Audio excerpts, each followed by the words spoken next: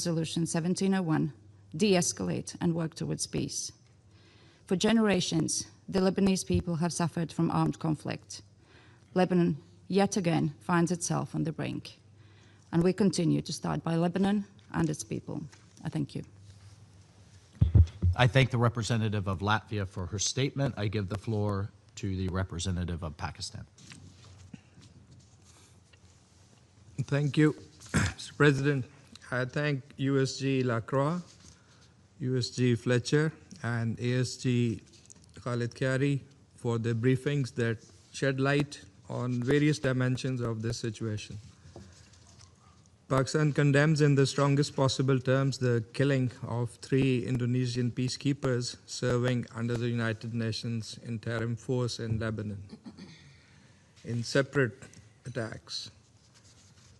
This tragic and deeply disturbing incident strikes at the very heart of international law, UN peacekeeping, and the international community's collective commitment to the maintenance of international peace and security. But we know that these are not isolated incidents, but part of a disturbing pattern of attacks on UNIFIL. As USG Lacroix also noted, UNIFIL has been subjected to a persistent aggressive behavior and restrictions on freedom of oppression. The Council must not allow such violence against peacekeepers to become normalized. These missions are mandated by the Security Council, and their protection is the Council's foremost responsibility. As one of the largest troop contributing countries, Pakistan, having lost 182 peacekeepers in the line of duty, we share this profound sense of loss. We stand in full solidarity with the government and people of Indonesia, as well as with the families of the fallen peacekeepers, whose sacrifice reflects the immense risks undertaken in service of international peace and security. And we wish full and speedy recovery to the injured peacekeepers. President, attacks against peacekeepers are unacceptable and may constitute war crimes under international law. UN personnel are impartial agents of peace. Targeting them is a grave violation that undermines international humanitarian law. The failure to ensure the safety of UN personnel undermines the credibility of this Council of Peacekeeping, international law, and the collective commitment of the international community to maintain peace and protect civilians. In this regard, accountability is essential. Those responsible must be brought to justice. Pakistan calls for a prompt, thorough, transparent, and impartial investigation to establish the facts.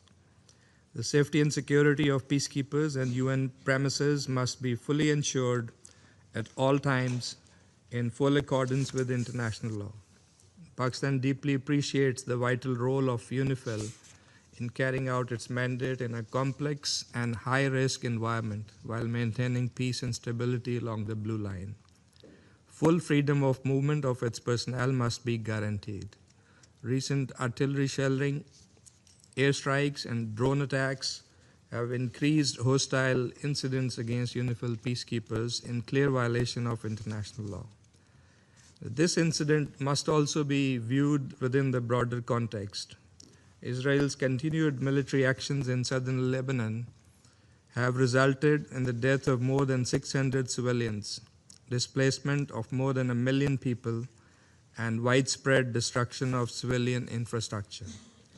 Ongoing fighting and hostilities are further exacerbating the humanitarian situation and heightening risks to both civilians and peacekeepers. These developments are undermining the Lebanese government's bold steps, policy decisions, and serious commitment to peace and stability. We must not allow this. The Council must extend its full support to Lebanon. We urge all parties to adhere to their obligations under Security Council Resolution 1701 and the Cessation of Hostilities Agreement of November 2024.